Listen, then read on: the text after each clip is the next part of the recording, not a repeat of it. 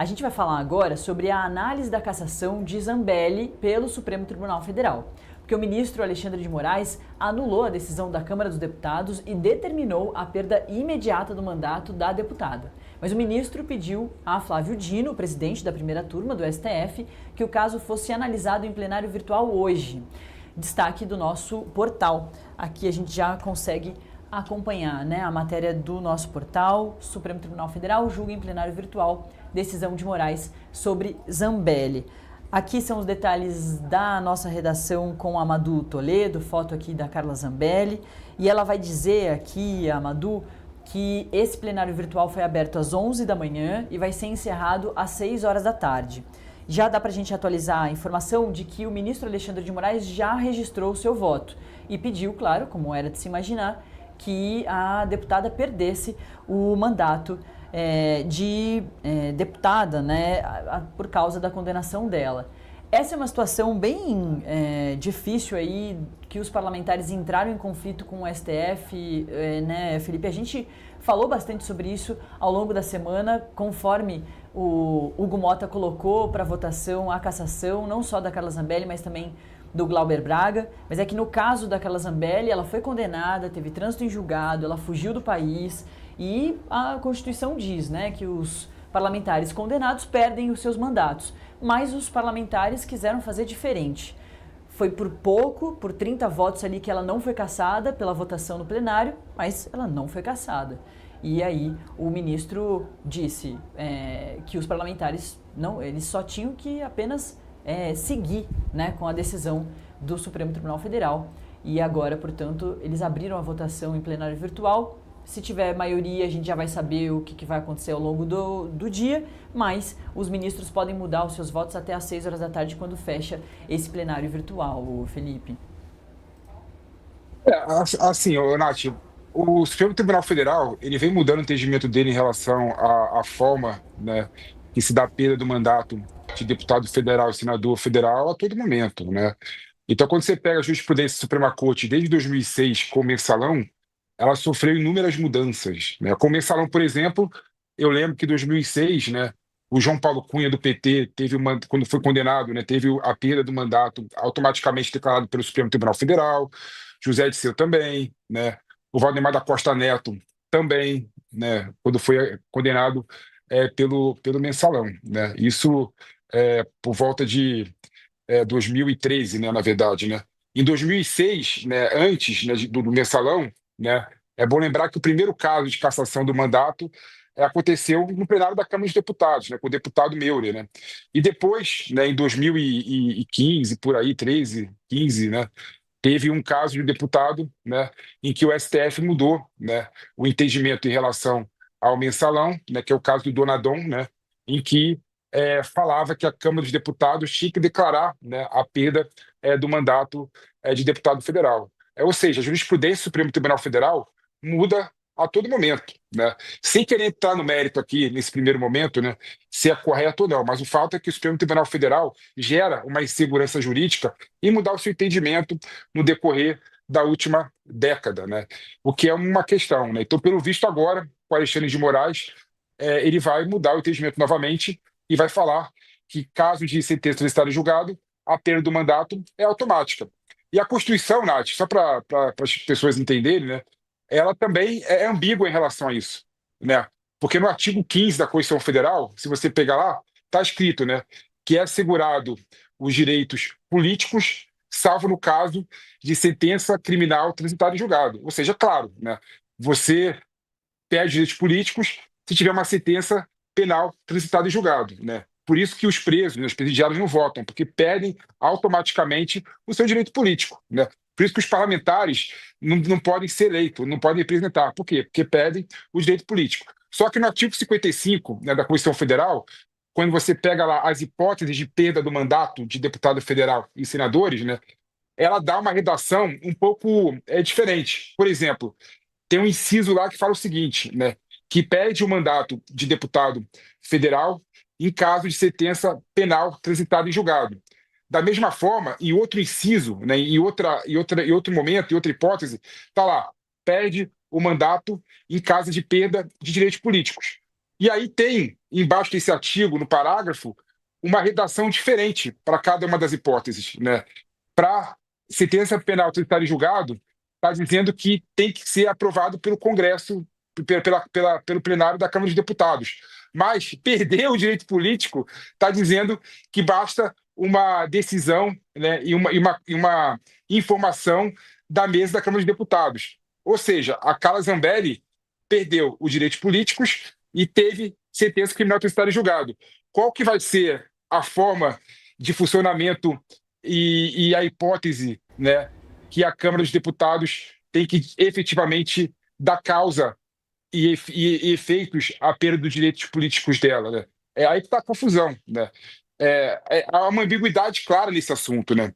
Da mesma forma, nesse mesmo artigo, Nath, está lá dizendo que deputado federal que falta mais de um terço, né, das sessões ordinárias perde seu mandato. E pasmem, Nath, quando você vê nesse artigo, né, a perda deveria ser automática, não tem que passar pelo plenário. Mas há o entendimento da Câmara dos Deputados que o plenário é soberano. Então, todos os assuntos podem ser mandados para o plenário. Então, tudo isso para as pessoas entenderem, né, que há, de fato, um problema de interpretação mesmo. E há, de fato, uma confusão. E você pode ir para pode ir para caminhos diferentes, de acordo com o que você quer fazer. Mas o que não dá para a gente aceitar, né, no meu modo de ver, que causa e gera insegurança jurídica, é a mudança do entendimento do Supremo Tribunal Federal toda hora em relação a esse assunto, né?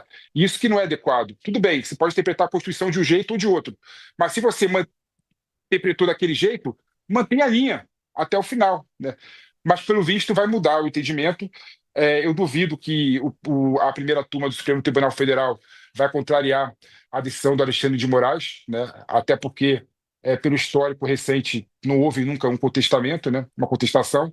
Então, a tendência é o colegiado da primeira turma decidir cassar automaticamente o mandato de políticos, caso tenha sentença penal transitada em julgado. Não sei se eu fui claro, mas essa é a ideia que eu queria deixar para vocês.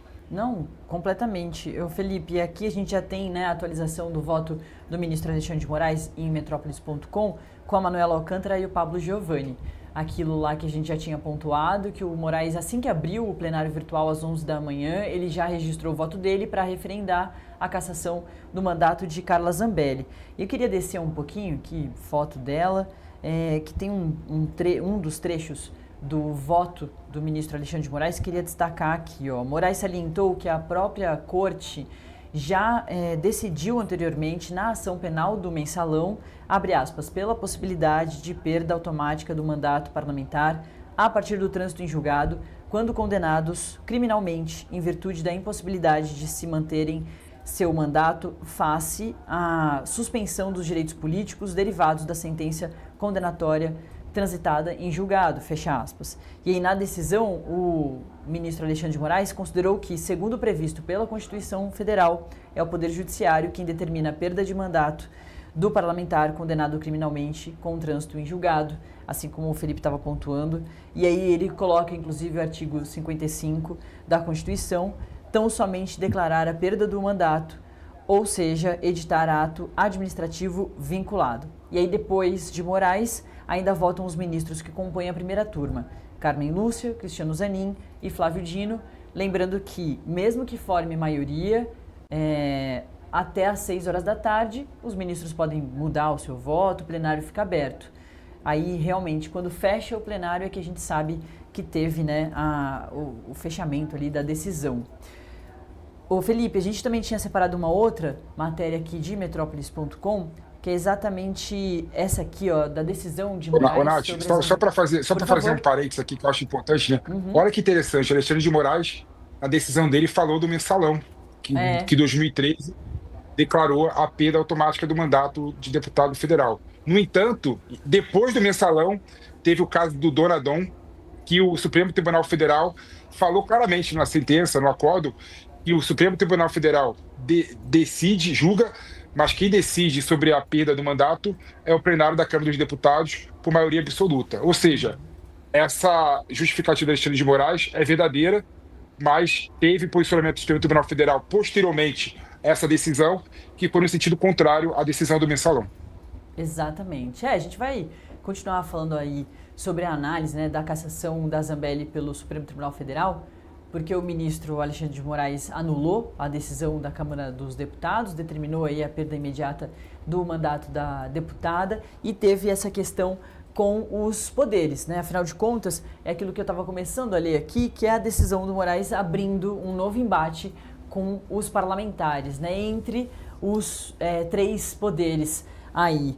Descendo aqui um pouquinho na matéria do Pedro Grigori e também da Maria Laura Giuliani, aqui foto do Alexandre de Moraes e do Hugo Motta, deles conversando aí em uma outra ocasião. Mas a decisão do ministro Alexandre de Moraes, do Supremo Tribunal Federal, que anulou a decisão da Câmara dos Deputados e determinou a perda imediata do mandato da Carla Zambelli, abriu mais um capítulo na crise institucional entre o Legislativo e o Judiciário. Desta vez, o embate é sobre qual poder tem a última palavra para determinar a cassação de parlamentares. No parecer, Alexandre de Moraes afirma que a Constituição Federal atribui ao Poder Judiciário a competência para declarar a perda do mandato de parlamentares condenados criminalmente com trânsito em julgado e, segundo o ministro, a mesa diretora da Câmara dos Deputados deveria apenas declarar a perda do mandato, ou seja, editar ato administrativo vinculado. E aí, em junho desse ano, o próprio presidente da Câmara dos Deputados, Hugo Motta, tinha apresentado uma visão semelhante à de Moraes, ao dizer que, com a conclusão do julgamento de Zambelli, não cabia a ele colocar isso em votação. Já tem a condenação, a decisão judicial tem que ser cumprida. Lá na época, ele disse isso. E aí, no dia seguinte, após ser alvo de pressão da base bolsonarista no Congresso, Motta recuou e afirmou que cabia, sim, à Câmara decidir sobre o tema. E aí ele falou, nessa ocasião, abre aspas, o plenário é quem tem a legitimidade desta casa e ele decide para onde a casa vai. Ele é soberano, está acima de cada um de nós, fecha aspas. É interessante, né, essas mudanças de comportamento do Hugo Motta, o Felipe, inclusive agora, nessa semana, quando ele coloca a cassação em votação, ele volta a acreditar que isso vai acontecer e não acontece.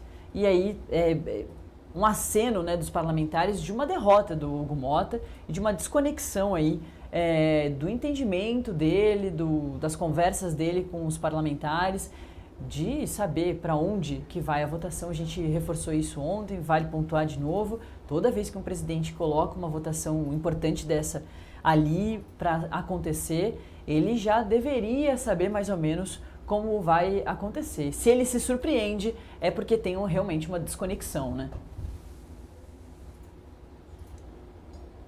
O Motta, né? Ele é acusado de tentar fazer jogo duplo, né? Tanto oposição governista, tanto poder legislativo, poder judiciário. Então você nunca sabe muito bem, né, para que lado vai pender o Hugo Motta, né? E tem um ponto que foi muito destacado durante a noite, né, que foi julgado o processo contra o Glauber Braga e a Carla Zambelli, né? É que o Arthur Lira ficou realmente irritado, né, com o Hugo Motta. E ele falava abertamente, né, que o Hugo Motta não deveria pautar o caso da Carla Zambelli, porque a Carla Zambelli, é bom lembrar, também vai entrar no mesmo problema do Eduardo Bolsonaro, né? A questão de faltar mais de um terço das sessões ordinárias. E no caso de mais de um terço das sessões ordinárias, né, a Constituição Federal é muito clara, dizendo que basta realmente a declaração, né, e a certificação pela mesa da Câmara de Deputados, não tem que passar para o plenário, né? Então iria perder o mandato a Carla Zambelli sem ter essa questão, né, problemática e conflituosa com o Supremo Tribunal Federal, se tem que passar para o plenário ou não o julgamento no caso de condenação criminal transitado em julgado, né? Então o Arthur Lira criticou muito o Hugo Motta em relação a isso também, né? Era muito mais fácil para o Arthur Lira esperar, né, a Carla Zambelli não ter um terço, né, não cumprir um terço, faltar mais de um terço da sessão ordinária e colocar essa questão também e perder automaticamente e declarar a perda automaticamente do mandato dela. E o Hugo Motta não fez isso, né? Ele quis jogar de baseada tanto o julgamento do Glauber Braga quanto da Carla Zambelli. Isso criou realmente um problema, né? Olha só, Nath, que interessante, né? O grande problema do conflito atual do Supremo Tribunal Federal com o Poder Legislativo, que diz respeito ao mandato da Carla Zambelli, é culpa exclusivamente do Hugo Motta, né? Se ele segurasse um pouquinho mais o julgamento da Carla Zambelli, ela poderia perder o mandato de forma automática por falta. não teria essa discussão e esse conflito instaurado entre o STF e o Poder Legislativo.